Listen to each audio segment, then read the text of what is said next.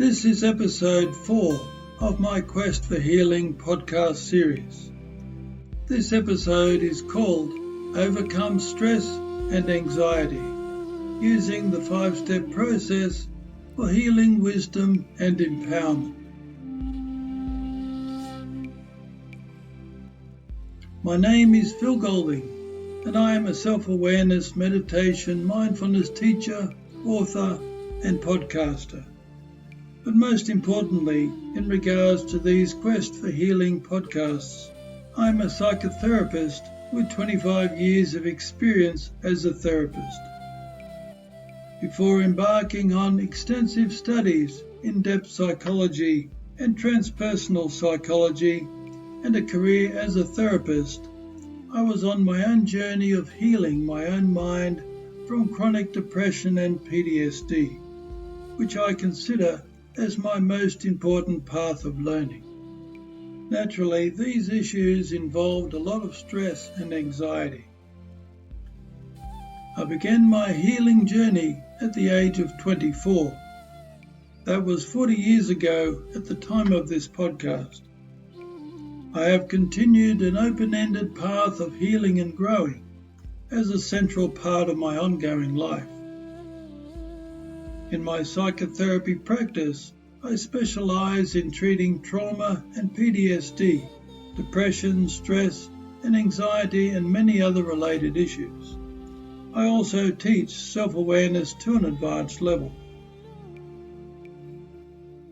In my previous podcasts, particularly my Real Healing, Real Awakening series and my 5 Steps to Freedom series, I have described the fundamental principles that awaken and guide the wonderful potential of our own conscious awareness, which is what we use to heal our minds. As well as listening to this podcast, I would suggest that you listen to the first episode of this Quest for Healing series entitled You Have What It Takes to Heal, which is the introduction to this series. It is essential to understand that you are dealing with the human mind here, the most powerful and complex thing on the face of this planet, apart from your conscious awareness, which you first have to learn how to access and awaken. Chasing the quick fix is not a successful approach to healing, and more often than not leads to disappointment. Yes, we can have epiphanies and breakthroughs, but they are made more likely by getting on with learning how to be the real guardian of your own mind. Plus, those breakthroughs can be wasted if you don't know how to make the most of them. Also, when approaching any process for the purpose of healing your mind, you are trying to approach that process through the fog of your present mind's conditioning, which at first limits your comprehension.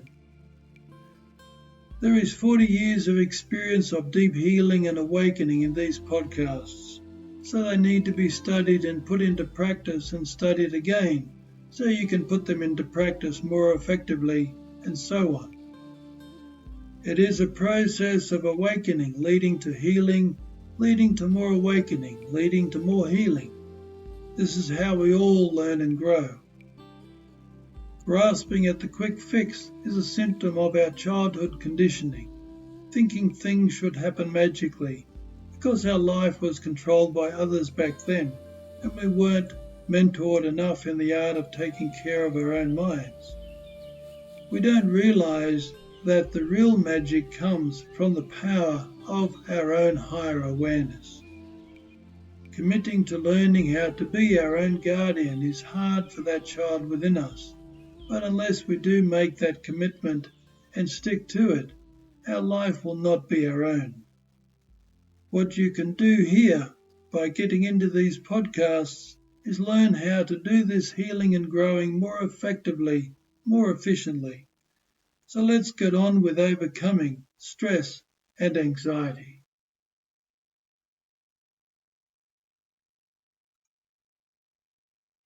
Stress is a chronic issue in our modern society, along with anxiety, which could be regarded as a more acute and complex form of stress. All through time there have always been pressures, be it war, famine, social expectations, disease, but being isolated from everywhere but your local community most of the time certainly would have had its advantages, along with living a much simpler life with far fewer expectations. Now we live a life that is connected to the world and is also driven by material consumerism. Everything is in our face, and we live under the weight of so many expectations, the weight of competition for everything, be it education, affording a home, finding a partner, getting a decent job, and on it goes. In our age of consumerism, enough is never enough. We get caught up in so many beliefs about what we think we should or shouldn't do or have. We think that our economy must keep growing, or we must have the newest and greatest piece of technology, bigger and better homes, that we must have an investment portfolio, or we will fall behind. We think we have to keep up with fashion, or we must have the right body, and on it goes. Every time period in history has had its challenges, and we certainly grow and evolve in the face of challenges. But in order to process those experiences so we can grow through them, we need downtime. We need to know how to stop and let all the parts of ourselves, especially the vulnerabilities within our mind, to catch up. If we don't get enough of a break, if we are stuck too much in the busies, chronic stress becomes a factor and we are in danger of burning out psychologically and breaking down physically. If we are carrying emotional trauma, negative self-defeating conditioning, then the likelihood of buckling under the constant pressure is even greater.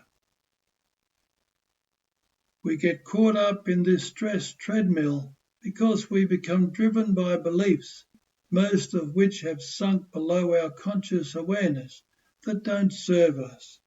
They are not for your highest good, and they lead us to think that we have no choice, but this is never the case. Overcoming stress and anxiety is a process of identifying those misbeliefs, as I like to call them, and knowing how to change them to what is generally going to work for you.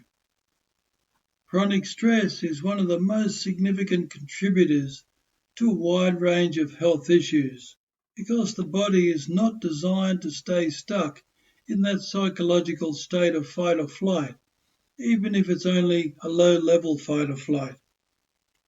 The state of fight or flight significantly alters the body's metabolism, shifting it into a short-term survival mode by devoting the body's resources to cater to possible imminent danger, such as altering the way your blood flows so you're less likely to bleed so much if you are injured.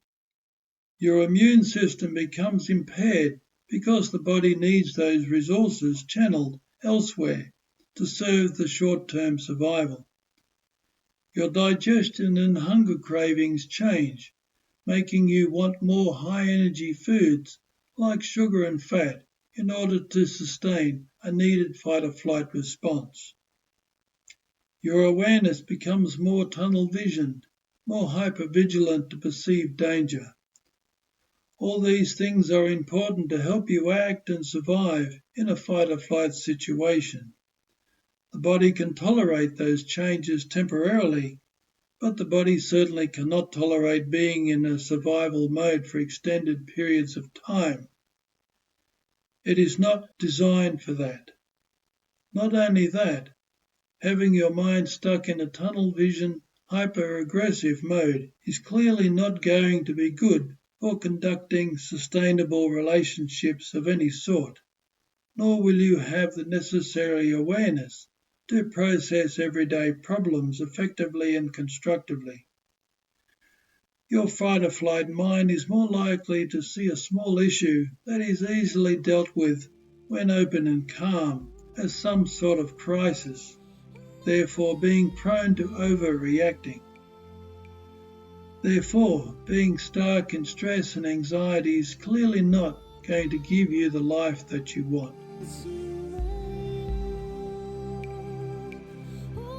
So how to get off the stress and anxiety treadmill? I have described many of these things in our modern societies that contribute to stress and anxiety, but as I have already hinted, they are not actually the cause of stress and anxiety. They are experiences of life that our minds struggle to process and manage effectively. The actual cause of the stress and anxiety is how our minds deal with the experiences. I speak a lot about this in my other podcasts, but I will address this dynamic here in a way that is more specific to anxiety and stress. If you place a random group of people, one by one, into the same challenging set of circumstances, they will respond or react to those circumstances in different ways, sometimes subtly different, sometimes dramatically different. One person may get angry and upset, while another person may find it funny and play with the situation. It is not the circumstances that determine how the individual relates to the event. It is the disposition of the individual, controlled by the beliefs that have become part of our unconscious conditioning. This reality has been shown in countless studies for as long as modern psychology has been in existence, not to mention all the ancient wisdom teachings. As I have pointed out in my other podcasts, this actually simplifies things greatly. Ultimately, suffering is a mind problem. That doesn't mean that we let go of trying to improve the world around us, but unless we learn how to take care of our own minds as a foundational priority, we are likely to remain a part of the problems of the world rather than being a part of the solution.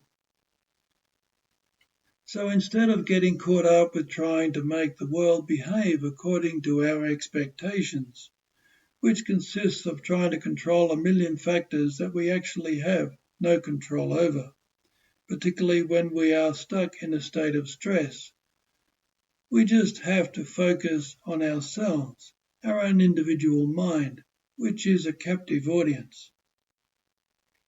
However, wherever you go, your mind goes with you, so you don't have to go far to get to the root of the problem. It is just basically a matter of looking in the mirror. Simple as that, right? Well, no, not really. Because as strange as it may seem, one of the things in this world we know the least about is our own minds. We can isolate the problem to where we can see that our mind is the source of the problem, but then we are faced with not knowing how to deal with our own mind. We are used to looking out at the world from our mind, taking for granted the ways our minds tell us to perceive the world, but we are not very practiced at turning around and looking into our own minds. When we try, it's a case of the mind trying to look at itself through its own conditioning, not knowing how to have any other perspective to observe itself from. For example, if you have a tendency to judge others, you are liable to also judge yourself when you are looking in the mirror. Or instead of looking into the mirror, your mind gets busy denying responsibility for its problematic thinking and looks for somebody else to blame it on while justifying its self-defeating reactions. Or the mind has little to no conscious awareness of the fact that it is causing its own suffering in the first place. So trying to look at ourselves does tend to get a bit complicated, to the point where it all seems too hard and we give up. Fortunately, despite the fact that we are all so different, in some very fundamentally important ways, we are also all the same. It is in this sameness that we find the formula that enables us to be able to effectively work on our own minds. In the first episodes of my 5 Steps to Freedom podcast series and my Real Healing, Real Awakening series, I have introduced and laid out my version of this formula, which is the foundation of all other podcasts, and also my counselling, therapy work, and mindfulness coaching. So it's a good idea to check out those podcasts, but I will explore that formula for taking care of and mastering your mind here again.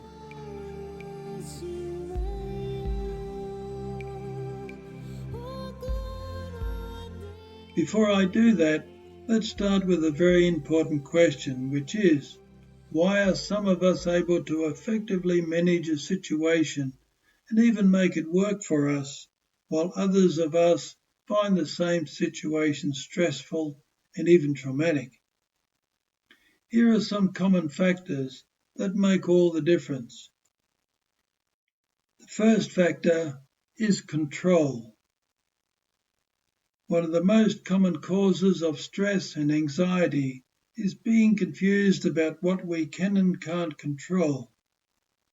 One thing we definitely can't control is the future, and yet we indulge in worry. We ruminate about things in the future that we have no control over. Our mind, in its confusion, thinks that thinking is a form of doing, but in reality, stressing and worrying over the future is like running on a treadmill, thinking that this is going to take you somewhere, when in reality, you are burning up a lot of energy going nowhere. Worrying about the future has no positive effect on the future. Worse still, when you are occupied with trying to control the future that you have no control over, you are not dealing effectively with the present moment, ensuring that you're not going to have a positive future. Paradoxically, when you focus on taking care of the present moment, you end up placing yourself in a better position for tomorrow. So here is revealed one of the secrets to overcoming stress. The only point of control is in the present moment. The only time we can act on anything is now. We can make plans for the future, have future goals, do lots of research as a process of achieving those goals, but we are doing all that in the present moment. We cannot act on tomorrow. We can make plans, but we cannot control the outcome other than staying present with and taking care of each moment as we make our way toward that goal, one day at a time. In the same way, we can't control the past, but our minds still try to when we stress ourselves with regret, guilt, resentment, etc. So being aware of what you can and can't control is essential for overcoming stress. What you can control, you can work with. What you can't control, you simply must let it go. Otherwise, your mind will tear itself apart trying to control what it can't control. What you can do with the past is learn from it, and in the process help yourself to feel much better about the past. I will talk more about that later in the podcast.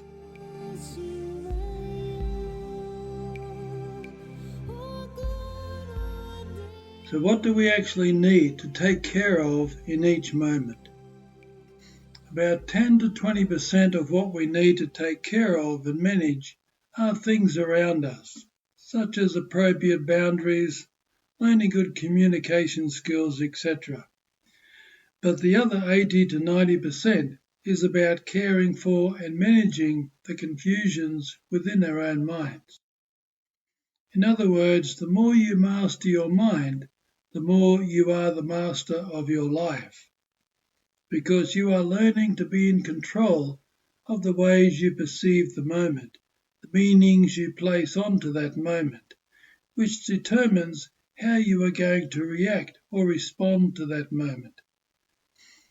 This can mean the difference between having an all-out argument with someone, rejecting and resenting them from that time on, compared to being able to take the time to listen to that person, acknowledging their needs, resulting in them being more open to hearing you. The change of how you approach that moment could instead result in a lifelong friendship, or at the very least, a constructive working relationship. This is all because of the way you approach that moment with either blind reactive conditioning or skillful awareness that has worked through that problematic conditioning before the encounter with the person in question. This brings us to another important thing we have absolutely no control over, and that is the minds and hearts of other people. Yes, you can nag, badger, force, coerce, manipulate and con people, but that is just a recipe for more stress, anxiety and conflict. I'm talking about removing those negative things from your life. What we can do is invite, inspire and encourage people. But if you want to be free, stress and anxiety free, then you must set them free to follow whatever path they choose, even if you think they are going in the wrong way, even if they actually are going in the wrong way. That is their right, as it is your right. But then there is actually no wrong path, because every path is going to teach you something, whether you want to learn that lesson or not. There are, of course, more optimal paths where peace, happiness and fulfilling your potential are concerned, but that depends on whether you are willing to learn from all the experiences of going down all the wrong paths. Ultimately, we are trying to control other people because we are not taking control of our own fears and insecurities.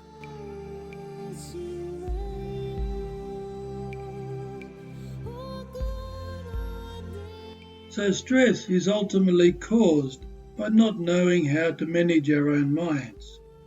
So why do we react negatively in ways that are self-defeating?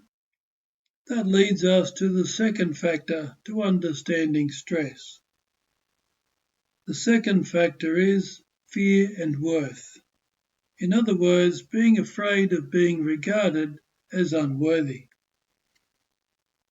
Now you may not immediately see how the fear of being unworthy has anything to do with stress, but in fact, deep down, it is the source of most, if not all, stress reactions and suffering in general.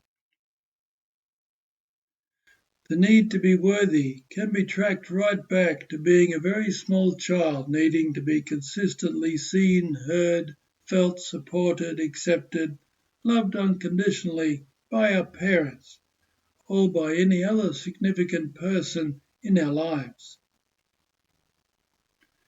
When we are a small child, we are talking here of 5 or younger, we are so vulnerable and powerless, literally dependent on our carers for our very survival.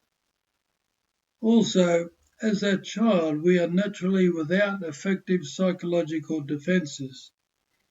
We are so open and trusting because we need to depend on someone to survive. When we feel connected as a child, we love that person we are connected to with abandon. We just want to be one with them. What we as that small child is learning from all these interactions is our sense of self in the world, our own sense of value. Of course, we live in a world where our carers and our environment may not be what we need to feel loved and valued. Therefore, what is reflected back to us as we interact with our world with such openness, innocence and vulnerability is shaping our beliefs of how lovable we are, how worthy we are. We don't understand it in that way as a small child. We don't have the capacity to think things through in that way at that age, and we don't yet have an independent enough sense of self to be able to validate our own self-worth. At that age, we are far more feeling than thinking. So what we experience when we don't get the love response that we instinctively need is emotional pain. We also assume that the adults in our lives must be right and we must be wrong, even when the adults are wrong, even when we try to rebel, because we need them so much. Therefore, because we are so vulnerable and dependent at that age, we unconsciously take that experience in as though the experience of not being loved must be our fault, which simply can't be true at that age, because it is the adult carer's total responsibility to be there for us when we are that young and vulnerable. But of course we have human beings as parents who may have their own emotional wounds and negative self-defeating conditioning that causes them to be closed, distracted and stressed, therefore unable to unconditionally love us consistently enough in the ways that we need. Even when our parents are well adjusted and consistently loving, environmental factors may impede that love bond, such as a chronic illness, natural disasters, the death of a parent, and so on. For a young child, too many uncared for negative emotional impacts trigger the child's primal fight or flight survival mind to begin building unconscious protective psychological barriers. As we grow older, we become less open and more defensive, and furthermore, we begin to anticipate negative reactions from those around us to the point where we just expect it. And even when we encounter someone who is genuinely accepting and loving, we struggle to trust them. As a result, we come to have the same relationship with the future as with the past. We come to expect, to anticipate, to fear negative outcomes because that is part of fight or flight's role on a psychological level to try to preempt possible dangers that may be ahead of us. This preempting is a very important function. It helps us to be wary of real possible dangers by utilizing our memories and our imagination, prompting us to be appropriately cautious. Unfortunately, this protective function can become overly weaponized, and this overstimulates our fear-based imagination. As a result, we develop the habit of projecting a negative imaginary scenario onto future events that we know next to nothing about, without even realizing what we are doing. With anxiety, this habitual projecting becomes more acute and pervades into broader areas of our lives. We lose touch with actual reality. Instead, we are all too often frequently imposing our negative reality, our weaponized imagination, onto actual reality. As a result, when we think about a future event, we see problems, whereas the person next to us may see only opportunities, because their conditioning has been very different. Therefore, the person who sees only opportunities is going to have a very different relationship with each moment leading up to the same event. They will be living in a very different reality. This is how powerful we are. We literally have the power over our own reality and live in that reality. We have the power to create stress by expecting the worst, or we can create peace and happiness by accepting what is and working positively with it.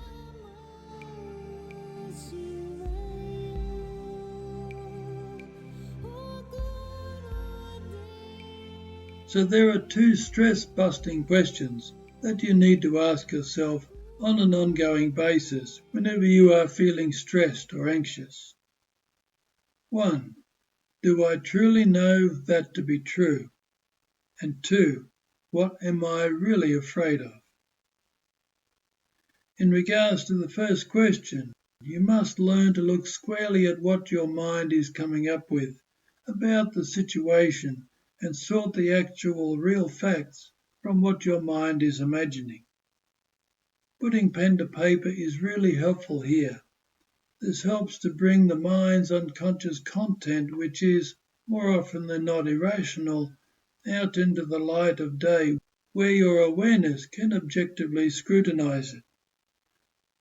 The mind's unconscious content is so often irrational because it was accumulated when you were a child with a child's perceptions.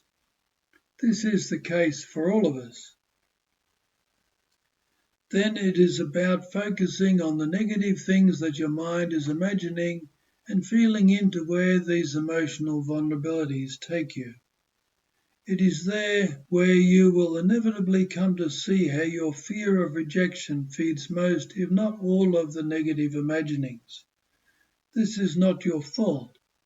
This does not mean that you are stupid or something like that.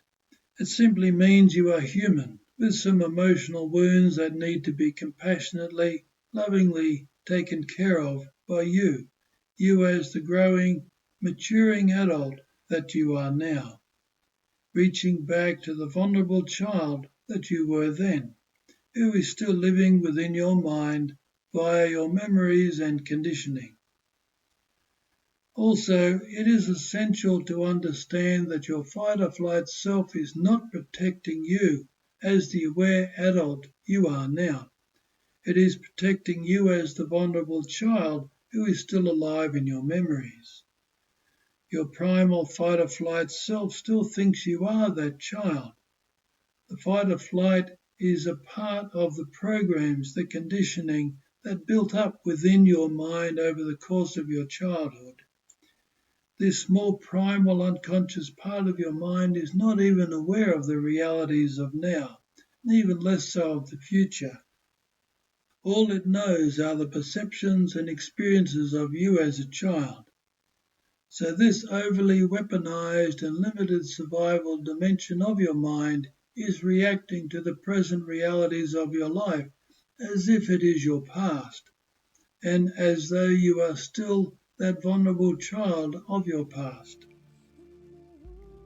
This is a very important reality of your mind that you need to come to terms with as part of learning to recondition your mind out of its stress reactions.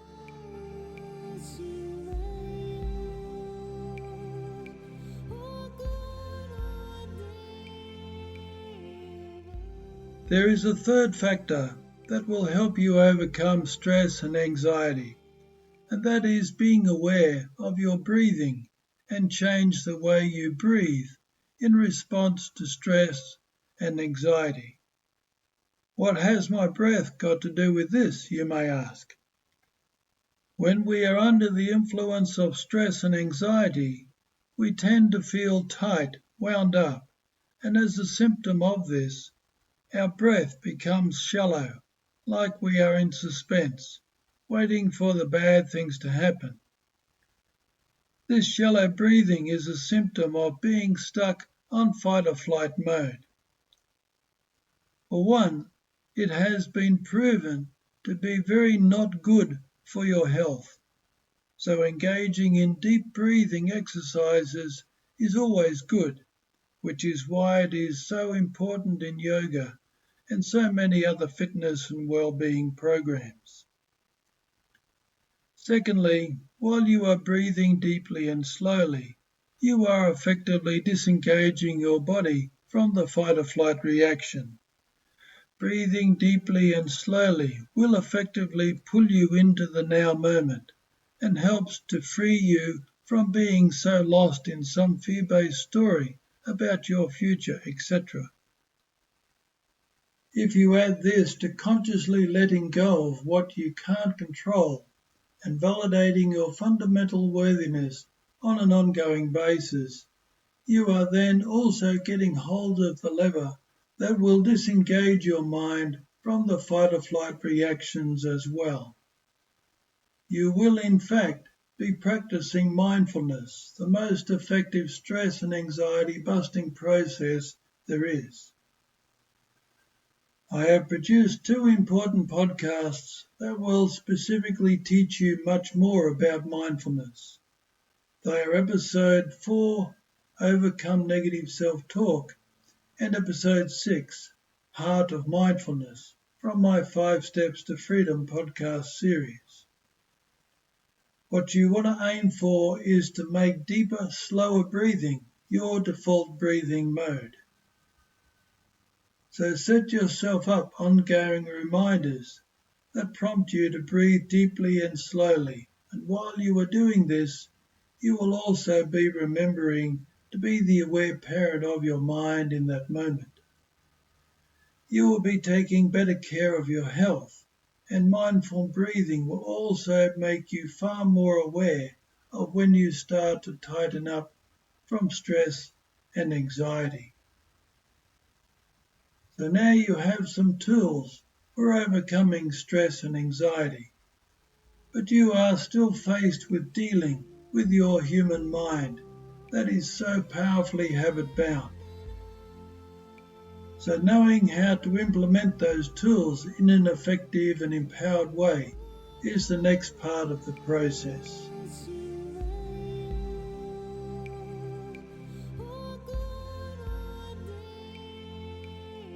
The next obvious question here is, how do I become that wise, compassionate parent to my human mind when my human mind keeps overpowering me? Well, that brings us back to the formula for effectively working with your mind that I mentioned earlier in this podcast. This formula is called the 5-step process for healing, wisdom, and empowerment. Steps 1 and 2 of the process show you how to step into the aware parent position to where you can observe your mind rather than be lost in your mind. This is how to become proficient in your practice of mindfulness. In other words, how to fill your habit-bound unconscious mind with informed awareness. So let's have a look at steps 1 and 2, which are the foundation of the whole process. Starting with step 1. Step 1 is unconditional self-acceptance, and acceptance in general, but we'll focus on self-acceptance to begin with. Unconditional acceptance is what you needed as a child in order to grow up happy, secure, and fully functional. To the degree that you didn't experience being accepted and therefore loved unconditionally is the degree that fight or flight is in control of your life now. In other words, unconditional self-acceptance is the opposite of every habitual thought structure that causes you emotional pain now, that causes you to have fight or flight reactions, including stress and anxiety. When you commit to accepting yourself unconditionally, you will be able to increasingly gain awareness of how your mind is hurting itself with the confusions that have accumulated in your conditioning. Unconditional self-acceptance will reveal to you how you are judging yourself, putting yourself down, undermining yourself. You will come to know that your mind is attacking itself because unconditional self-acceptance feels so good compared to self-judgment, self-condemnation, which feels so bad. Also, while you are committed to accepting yourself unconditionally, you will increasingly see that the self-judgments are self-defeating and simply not true. Why? Because unconditional self-acceptance is unconditional. There are no conditions that you have to meet before you are loved, before you love yourself.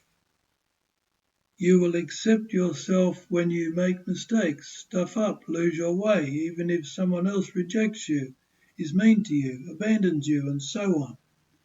You can't control how others accept you, but you can control how you accept yourself. There is nothing on this earth or anywhere else for that matter that is a reason for you to reject yourself.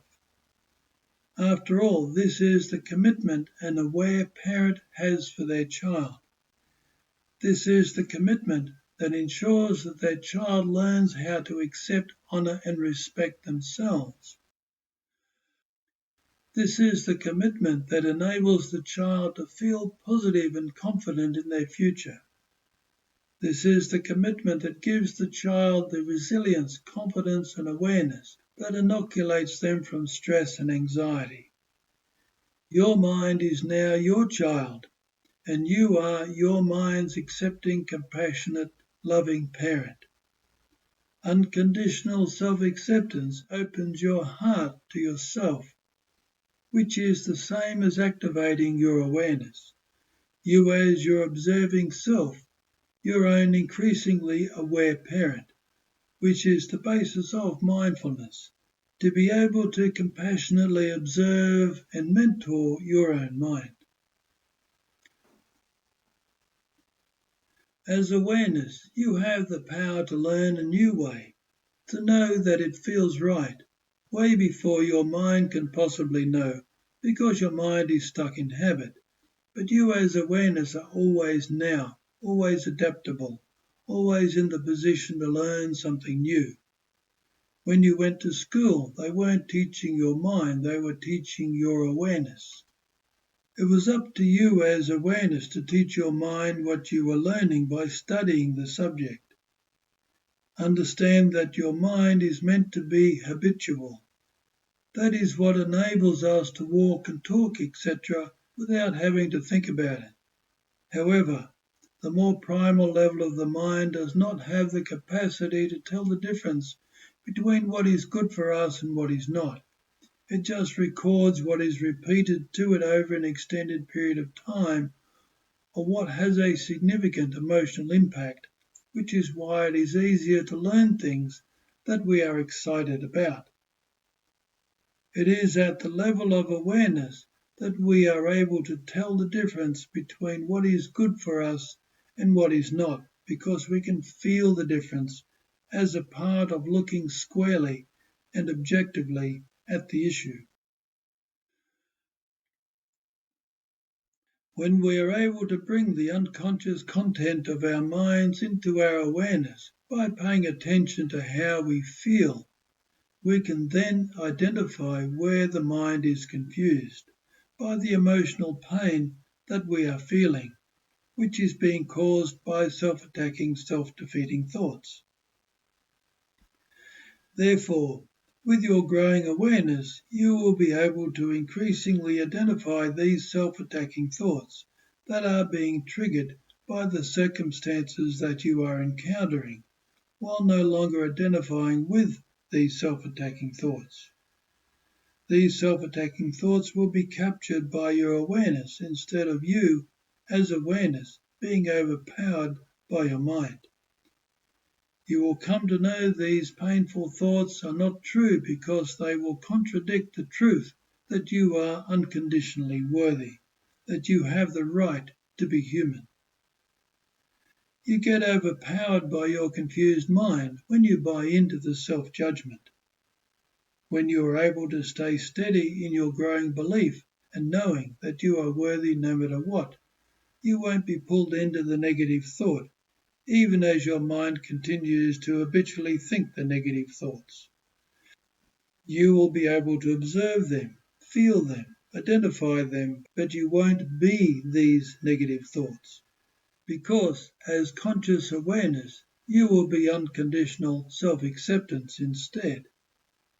So in terms of overcoming stress and anxiety, the more consistently you can stay centered in unconditional self-acceptance, the more positively you will be able to view the next moment, the positive possibilities of the future, because you won't be controlled by the very limited and confused and wounded perceptions and perspectives of your more primal fight-or-flight mind. So unconditional self-acceptance An essential quality of unconditional love is of fundamental importance to healing, awakening and transformation. And it works the same for everyone, even though everyone has to work it into their conscious awareness and mind differently, because we all have different characters and conditioning. But love is love. It is the source of life for the human mind. It is the fundamental foundation of your ultimate potential. Everyone who is resilient, consistently happy and peaceful, regardless of their circumstances and conditions, have their mind's conditioning aligned to unconditional self-acceptance as an indisputable truth. That is the lens that they look at life through. Many such people naturally have this alignment as a part of their positive conditioning. But then many others have learnt how to parent themselves to this effective level of awareness by committing themselves to a formula, a process such as I am laying out for you here. I am one such person. In my late teens and early 20s, I was chronically and at times suicidally depressed, made worse by underlying PTSD, and very defensive and therefore reactive, seeing the world through a very negative, stress-laden lens. By committing to and working with this process in an open-ended way, I was able to dismantle my emotionally painful, confused and self-defeating thought patterns layer by layer, increasing my ability to function with each breakthrough. For the last 30 years, I've been able to face and grow through life's challenges effectively, able to grow more aware and resilient by being able to effectively learn from each experience. I am my own best friend, guardian and sanctuary, where once I was my own worst enemy. So here you are, learning about your mind and the craft of mastering your mind. So what is step 2 of the 5-step process? This takes us back to when I was talking about how we all react differently to the same situation, that it is not the situation that causes our suffering, it is how our mind is dealing with the situation. Therefore, if you are blaming other people, places and things for your suffering, on your stress and anxiety, you will not be able to awaken your awareness and gain mastery of your mind, because your peace and happiness will be in the control of other people and things outside yourself. Therefore, step 2 is total personal responsibility. Total personal responsibility for what? Everything you think, therefore feel, say and do. Now this is not about you should this or you shouldn't that. Like unconditional self-acceptance, it is a sincere, never give up commitment that then places you firmly on the path of learning how to master your mind. You cannot master your mind unless you are committed to fully owning your mind. It does not matter if you don't know how. It is about accepting where you are now and working with that. Each day you will be having a go at accepting total personal responsibility to accept yourself unconditionally and then learn something from the experience of having a go, no matter how crap you are at it at first. This is how anyone is able to effectively learn something. By working steps 1 and 2 into your daily life, getting it wrong just becomes an opportunity to learn more about how to inevitably get it right more often. It no longer means you have failed or that you are unworthy. When you fall back into those self-defeating beliefs, you get weighed down and feel defeated. Now you have an effective process to get back to in order to reset your awareness to accepting yourself unconditionally, recommit to compassionately taking total ownership of your mind and restart your healing and awakening process again, over and over again, so you can reset, recommit, and restart your healing process. Your ultimate power is in never giving up, no matter how many times you get knocked down, because you know there is a way now, and you know how to make your daily experiences work for you. You are learning the fine craft of mind mastery. Of course, you are not going to be very good at it at first. That is how it is when we are first learning a complex task. You are unconditionally accepting your right to be human and to learn by trial and error. Total personal responsibility is your path to wisdom. It is you as the parent learning to take full responsibility to care for and mentor your own mind with unconditional self-acceptance. Therefore, steps 1 and 2 are twin steps, or they are like you as mother and father of your confused but learning and growing mind. Steps 1 and 2, self-acceptance and self-responsibility, represent the foundation of conscious awareness and guide you as you learn how to be your own loving, wise, and compassionate parent. In describing steps 1 and 2, I have already described much about steps 3 and 4. Step 3 is putting acceptance and personal responsibility into action when you face yourself, open your heart to yourself, parent and mentor yourself with love and compassion. Step 3 is let go and tune in. What are you letting go of? Judging and blaming yourself and others. We are all human. We are all caught up in our conditioning in our own unique ways. In so many ways we are acting compulsively, not knowing how to act differently. While you are judging and blaming, you cannot access the power of your own conscious awareness. That enables you to get above your reactive mind enough to start acting on your mind with awareness. Instead of reacting, you can set boundaries with others based on your self-care, based on the capacity of the other person's ability to participate in a constructive relationship or not. But you can do that without hating them or attacking them. You come to understand that judging others just feeds their fight or flight as well as yours.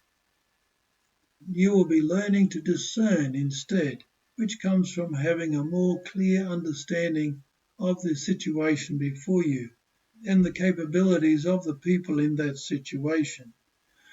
You will have this discernment because you have come to know your own human self so well. You come to know yourself so well because you stop judging yourself.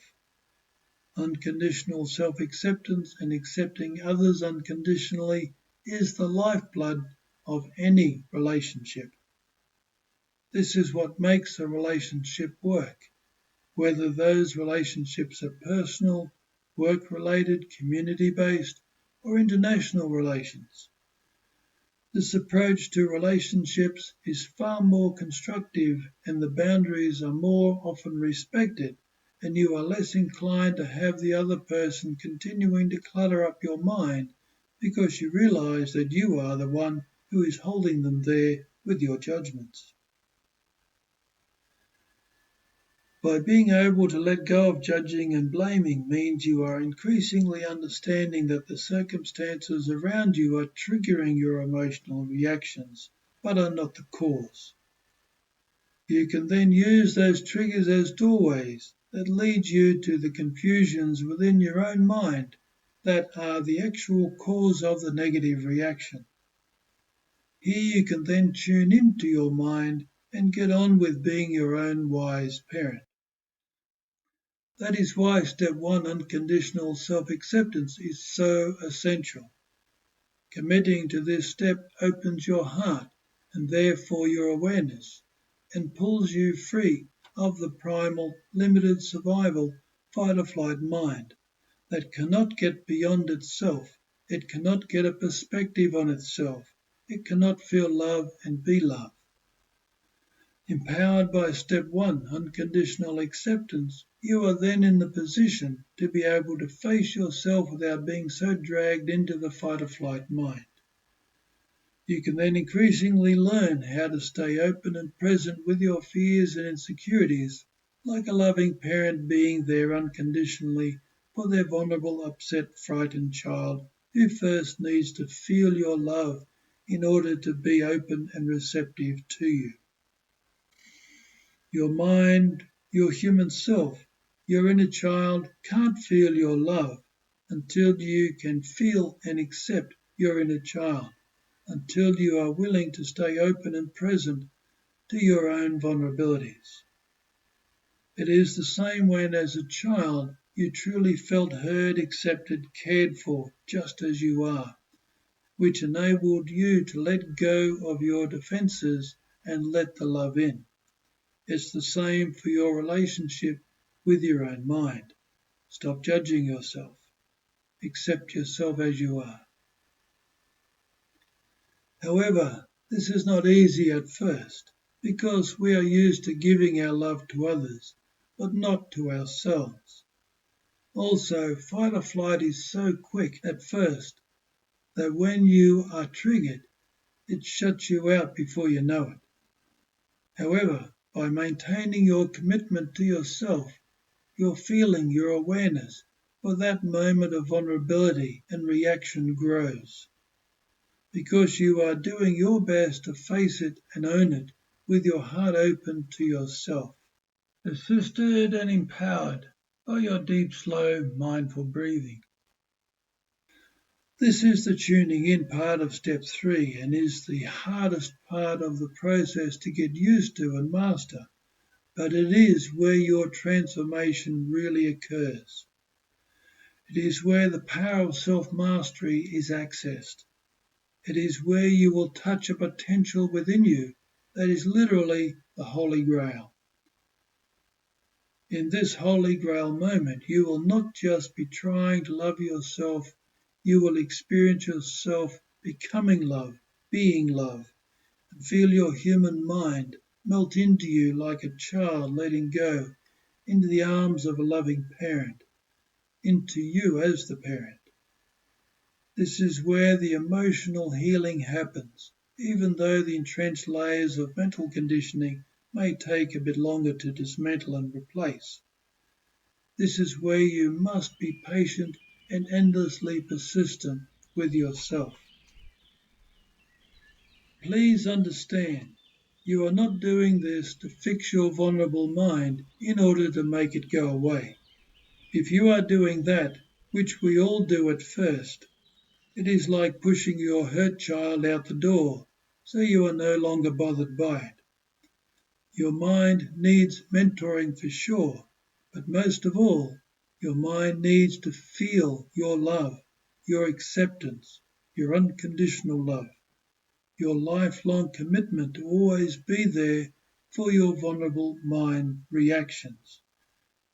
Now don't get me wrong, it doesn't have to be perfect. Every little bit of connection you can make to yourself makes a difference, and it accumulates and we get more persistent with it. Your vulnerable reactive mind is not an inconvenience any more than your child is an inconvenience. Your child can't help being a child any more than you could help being a child. In the same way, your mind can't help being a mind caught in childhood conditioning. Your vulnerable mind reactions are always your opportunity to learn how to be the ultimate love for yourself with increasing power and wisdom. You are learning to lean into your vulnerabilities rather than push them away. You are learning to lean into them with your heart open through unconditional self-acceptance. You are learning to raise your mind into your potential to finish the job of raising the child within you. At first, though, it feels like you are facing a scary dragon, which is your fight or flight self. But as you persist, you increasingly realize the dragon is just hiding you as a small child who is lost and alone, and that it is your love that brings that child home, a home that is your awakening heart. It is essential to understand that your relationship with yourself is the foundation of your life and determines the quality of every aspect of your life, especially the ways you think about your future and conduct your relationships with others. Your relationship with yourself is the most important relationship you have. When doing your best to process your emotional reactions, at first the best you can do is return to that vulnerable, reactive, upsetting moment sometimes afterwards, once you regain some awareness. When you do, you can then reconnect your awareness to unconditional self-acceptance, empowered by your deep, slow breathing, which again enables you to more effectively sit with and feel into the vulnerabilities and reactions. You're also accepting the conditions around you, accepting the triggering that it causes. You're accepting, allowing, seeing that it leads you into your own confusion. So it's becoming a benefit. You're seeing the opportunities in each moment. As you are tuning in, you can write what you are thinking and feeling out in your journal, where you can compassionately look at your vulnerable mind's confusions objectively. It also helps to talk it through with someone who has some experience in the process and who is good at listening. This is an important part of learning to accept yourself. It actually does not matter how long after the event you do this. You can do the same work with any memory, no matter how long ago. But the aim is to gain the ability to be present and aware as close to the reactive moment as possible, and eventually be so aware of a particular reactive pattern that you can catch it mid-reaction or before you even react. There will always be something that will catch you off guard, however, so you always have to accept that you are human and always need to be in the position of learning and growing. You must always be ready and willing to reset your awareness to accepting yourself unconditionally, recommit to compassionately taking total ownership of your mind, and restart your healing and awakening process once again, over and over again. Reset, recommit, and restart. Where stress and anxiety is concerned, you will be looking out for how your mind starts imagining a negative story when you think about something that you are trying to deal with. Back to, do I actually know that this is true? And get back to remembering that life is happening for you, not to you. That the future is an opportunity, not a problem. As your process continues to evolve, your ability to compassionately mentor your mind with your growing awareness will also evolve.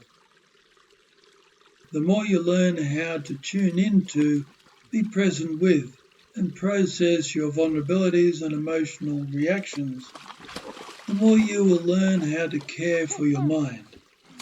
And as I pointed out, you will also become increasingly aware of how to set appropriate boundaries in relationships and manage the relationships that you have with more skill, understanding, love and compassion. Understand that this process can be taken to great depths, so don't put limits on how far you can heal and grow. There is a lot more to be said about step 3, let go and tune in. To delve deeper into how to master step 3, go to podcast 4, Overcome Negative Self-Talk, and podcast 6, The Heart of Mindfulness, in my 5 Steps to Freedom series, and podcast 2, Overcome Trauma and PTSD, in this Quest for Healing series, in that order. So let's have a quick look at step 4. Step 4 is live in the now.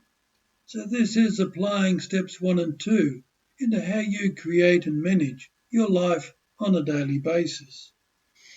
Instead of scattering and burning up your energy and cluttering up your mind by trying to control things you have no control over, you are learning to process, to parent your mind with step 3, let go and tune in, and then use the clarity that you gain to focus on how to constructively manage your life now, every day. Step 4 is about consciously planning your day like you would for your own child, because your child is naturally going to get confused and distracted and caught up in emotional reactions. Here, using a journal and daily diary is essential. Your life is your business. Your profit is measured by how much peace and happiness and appropriate order you can produce. Remember how I said steps 1 and 2, acceptance and responsibility, are like being mother and father for your mind. Well, steps 3 and 4 is the same. In step 3, you are staying tuned into the vulnerable and emotional needs of your mind throughout the day, even noting in your diary particular fears and insecurities that you are currently working through to help yourself be more aware of when they get triggered. In step 3, you are actively nurturing yourself, holding your human self by the hand as you go about your day. With your step 4 work, on a daily basis, you are writing down jobs and goals in order to keep track of them, so that you can more consciously manage how to create your life. By doing this, you are also becoming more aware of the ways you procrastinate, get distracted and lose motivation, which you then hand back to your step 3 work. Therefore, steps 3 and 4 work together as a team, and these steps are informed and empowered by steps 1 and 2. Therefore, by working the steps into your life, you are pulling your awareness free of your randomly conditioned, often childlike unconscious mind, and into your bigger, higher aware adult mind, where you do things because they actually work. And if they don't work, you can see the opportunity to learn something new. The child mind engages in what's called magical thinking. Because we do not have control of our own lives as a child, things just seem to happen magically, and due to our limited awareness, we made lots of assumptions about life and our worth that simply weren't true. And we carried those unconscious thinking habits into the ways we react to and manage our lives as an adult now, and then wonder why we end up in a state of stress and anxiety. So you use the 5-step process to awaken you into your power of awareness, from where you can be the wise and loving parent of your mind, continuing the process of growing your mind up to match your real potential. Step 5 is live the process as your way of life. In other words, never stop learning how to be the consciously aware parent to your mind, because your whole life depends on it. And so does the health and well-being of your body, because your body is living within your mind. Remember what stress and anxiety does to your body. Now your mind and body live within you as conscious awareness. You can become your own best friend, mentor, and sanctuary.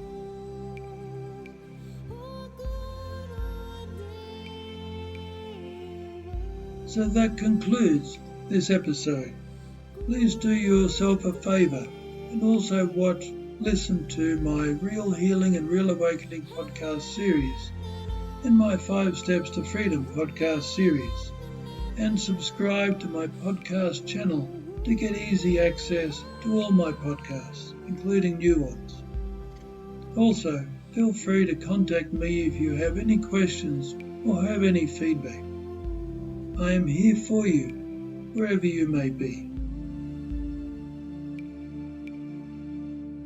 And finally, a special thanks to Sacred Earth, for giving me permission to feature their beautiful music on this podcast. I will be using their music exclusively from now on. You will find their website link within the blurb accompanying this podcast. Be your own forever loving and compassionate parent, and love will always warm your heart.